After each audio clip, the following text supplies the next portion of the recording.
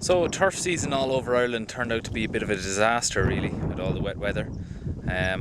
Turf was cut late up around here, as you can see from the other videos, and we've been struggling to even get it up off the ground into footings to even get the drying process started. It's been very difficult. So most people have started footing, including ourselves. This is just my neighbour's one. Although some of the turf is so waterlogged, I don't think it'll ever be saved. Usually the good burning value is gone out of the turf once it gets that waterlogged. And there's lots of turf around that's in this sort of condition. As I said, it really is a disaster year. Now in an ideal scenario you try and get it all footed before the grass starts to grow up through it. It makes it more difficult to foot obviously, and the turf doesn't dry as well on the ground.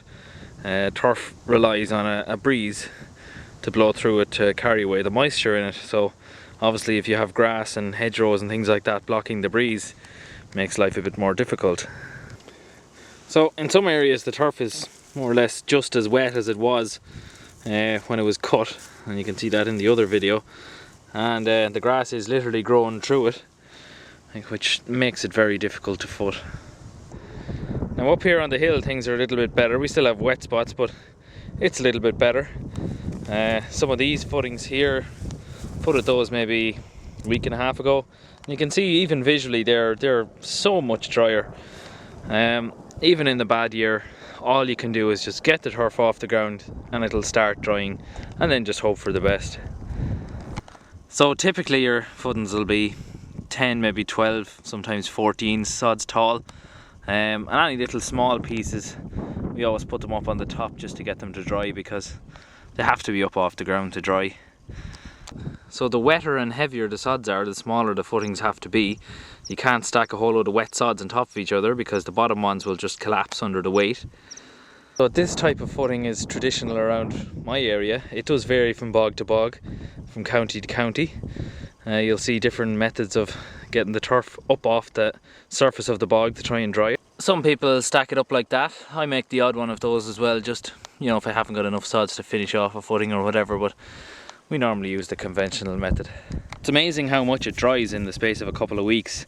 That sod there, for instance, is probably about half the weight of what it was when it was put into the little stack, and it's probably about twice the weight of what it should be, so it's a lot of drying to do yet. So in contrast with the last video, you can see how the sods have shrunk and cracked away at the sod markings. It doesn't always crack at the sod markings. There's always going to be little bits and odd shapes of sods and things like that, but as long as you get them up off the surface of the bog into the little footings there, they'll dry. Anyway, I'm not going to spend all my time here making videos. I better get some work done.